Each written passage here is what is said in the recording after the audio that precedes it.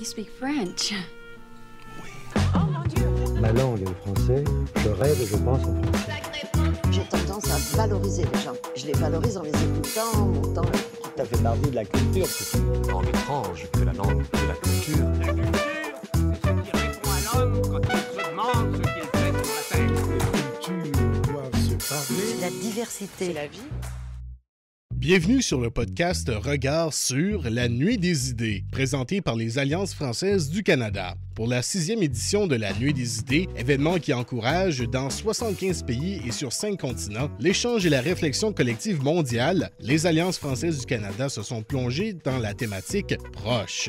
Pour réfléchir à cette question, nous avons interrogé de nombreuses personnalités canadiennes et françaises inspirantes, audacieuses et engagées. Dans cette série de 5 épisodes, enregistrés lors de la Nuit des idées à Moncton, des personnes de divers milieux artistiques, universitaires, médicales et entrepreneuriales du Nouveau-Brunswick, du Québec et de France partageront leur expérience du numérique dans leur relation avec les autres. Réussite, échec, chacun évoquera son cheminement pour conserver les liens dans un monde où l'isolement est de rigueur. Nous vous laissons donc en compagnie de Dominique Goulet, directeur général de Québec numérique, et de notre animateur Antoine Zboralski de l'ACFA Acadie. Cet épisode a été rendu possible grâce à la participation de l'Alliance française de Moncton, du Musée de la place Resurgo, du Consulat général de France dans les provinces atlantiques, du Bureau du Québec dans les provinces atlantiques et de l'ACFA Acadie, avec le soutien de l'Ambassade de France au Canada et de l'Institut français. Dominique, tu es programmeur de formation, tu te définis entrepreneur par passion, éternel optimiste en recherche constante de solutions innovantes, fier représentant de la communauté numérique du Québec. Entre ta carrière de consultant en technologie pour des entreprises internationales, ton parcours d'entrepreneur et tes postes en gestion, tu cumules plus de 17 ans d'expérience dans le monde du numérique. Et ces dernières années, tu as principalement consacré ton temps à guider les entrepreneurs vers la réussite en tant que mentor, ange investisseur et membre actif de la communauté entrepreneuriale de Québec. Et depuis 2018, tu es au service de la communauté numérique du Québec à travers ton rôle donc de directeur général de Québec numérique. Je te laisse maintenant la parole. Et tu peux partager ton écran parce qu'il me semble que tu as une présentation. Oui. Merci beaucoup, Antoine. Merci pour l'invitation. Oui, j'ai une présentation et comme toute bonne présentation qu'on a pratiquée avant et qu'on a partagée avant, ça ne fonctionnera pas du premier coup. Voilà. Effectivement, c'est bon. On s'en est bien sorti, ça va bien. Oui, donc c'est ça. Moi, mon nom, c'est Dominique Goulet. J'ai une présentation ce soir parce que je voulais faire un peu différent. Je suis un entrepreneur, j'ai 36 ans, comme c'est dit tout à l'heure. Donc, moi, j'ai eu une carrière un peu atypique. Premièrement, j'ai décroché d'école assez tôt. J'ai bâti mon chemin en bâtissant des entreprises. Comme tout entrepreneur, je présente un TDA, donc j'ai un déficit d'attention. Et lorsque on m'a approché pour ce panel et qu'on m'a posé 4 questions, évidemment que j'ai pris que la première et j'ai orienté ce que je voulais vous dire par rapport à celle-là. Donc, avant tout, on m'a demandé un petit peu de parler de Québec numérique parce que c'est pas très connu dans votre coin de pays. En fait, on est surtout connu au Québec pour les diverses activités qu'on fait, donc je vais les passer rapidement. Depuis une dizaine d'années déjà, on organise le Web à Québec, qui est le plus grand festival numérique francophone au monde. Donc, c'est une semaine d'activités thématiques sur le numérique, de conférences et d'autres activités de workshops et compagnie par rapport au numérique, à lequel on a adjoint, il y a 5 ans, un autre volet encore plus grand qui s'appelle la semaine numérique, où on va toucher plusieurs autres thématiques du numérique. Donc, on va parler autant d'intelligence artificielle que de commerce électronique. Bref, on va aborder plusieurs aspects du numérique en général pendant cette semaine-là. On fait d'ailleurs partie intégrante du parcours numérique francophone qui relie les plus grands événements numériques sur la planète. Et donc, le premier événement présenté à toutes les années est la semaine numérique.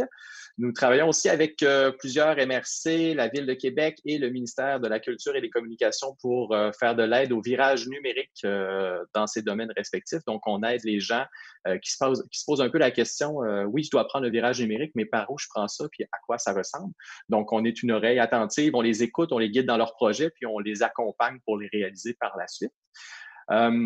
On est aussi impliqué dans la formation de programmeurs avec un tout nouveau centre de formation qui s'appelle 42 Québec, qui est un centre de formation qui nous vient de Paris, avec l'école 42 Paris.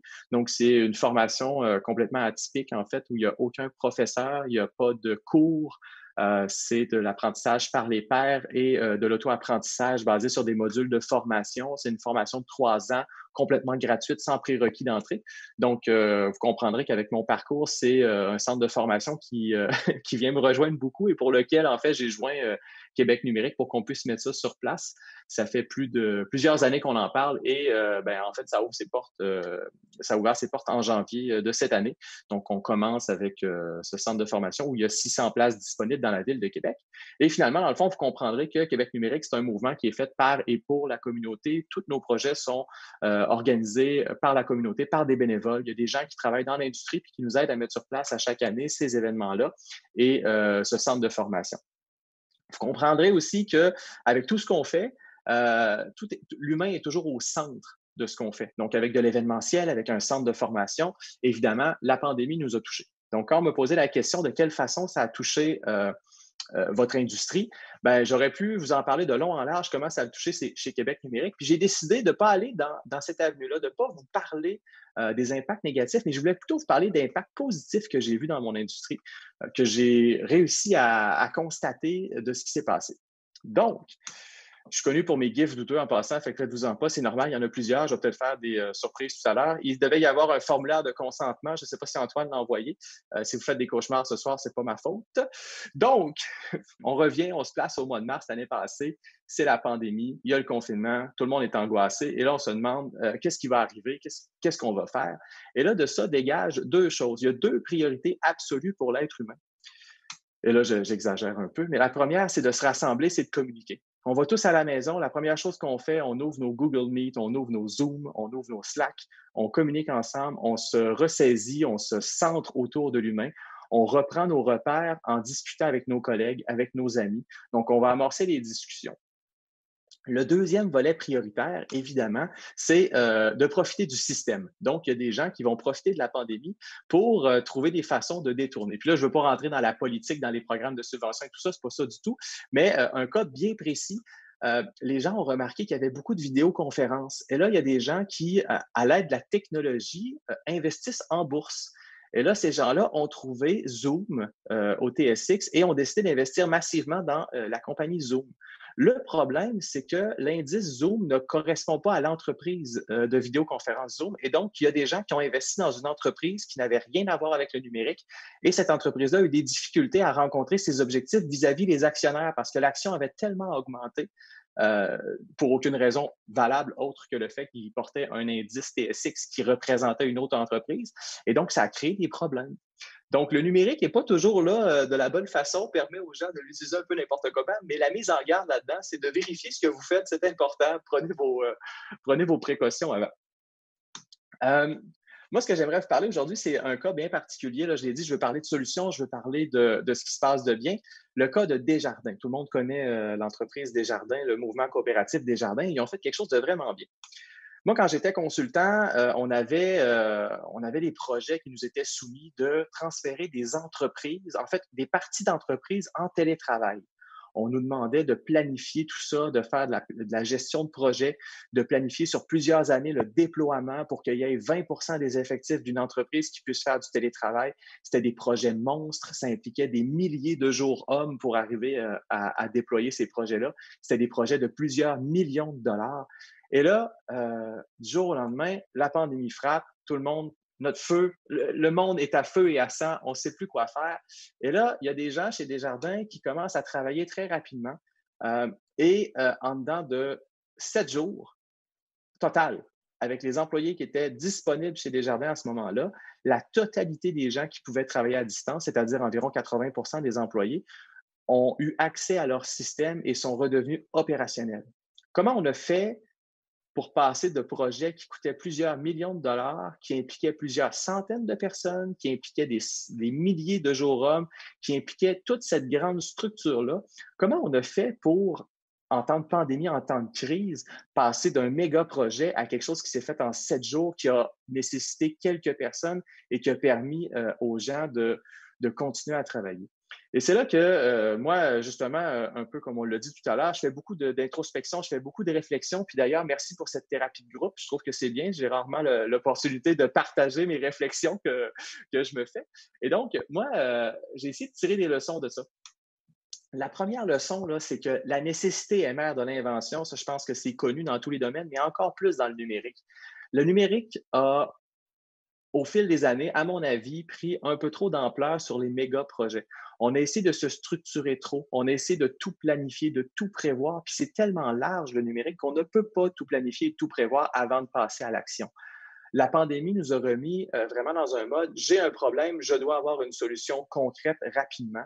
Donc, on a pris la peine d'analyser nos problèmes et d'implanter rapidement des solutions, de ne pas passer une étape de planification avec des méga projets qui coûtent des millions, mais vraiment d'appliquer des solutions concrètes très rapidement.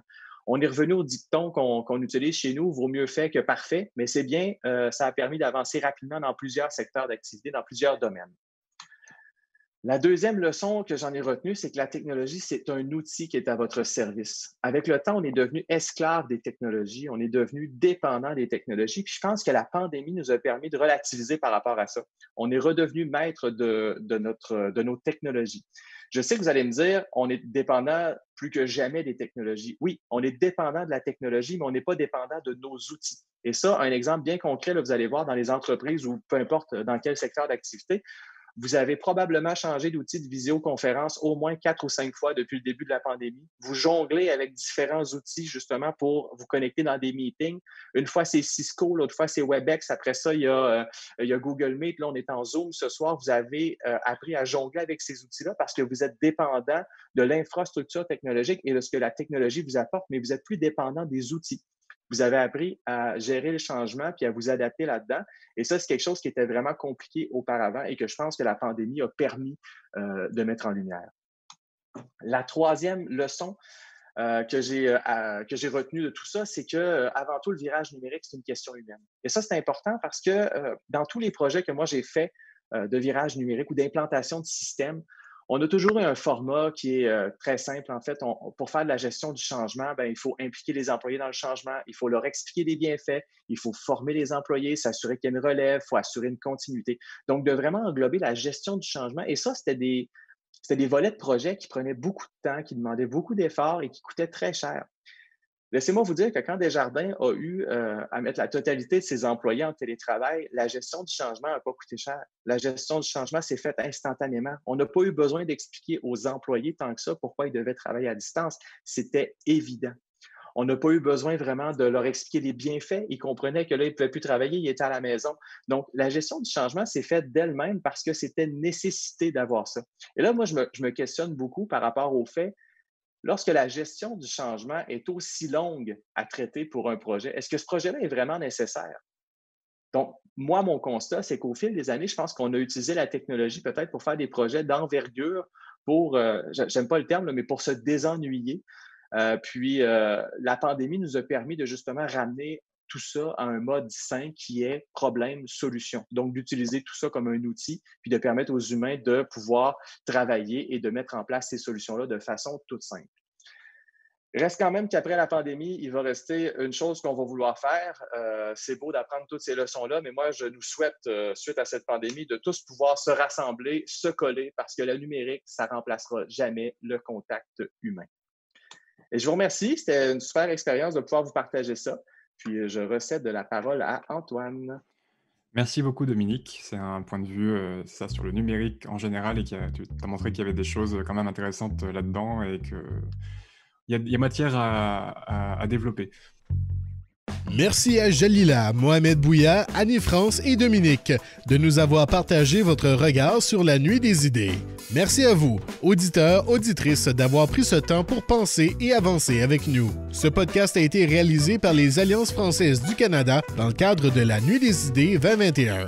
Si vous avez aimé ce podcast et souhaitez continuer votre réflexion, ne manquez pas les épisodes suivants, ainsi que la table ronde en anglais Reinventing Social Links Through Digital Technologies. Et pour plus de contenu inspirant, rendez-vous sur la chaîne YouTube Nuit des idées Canada.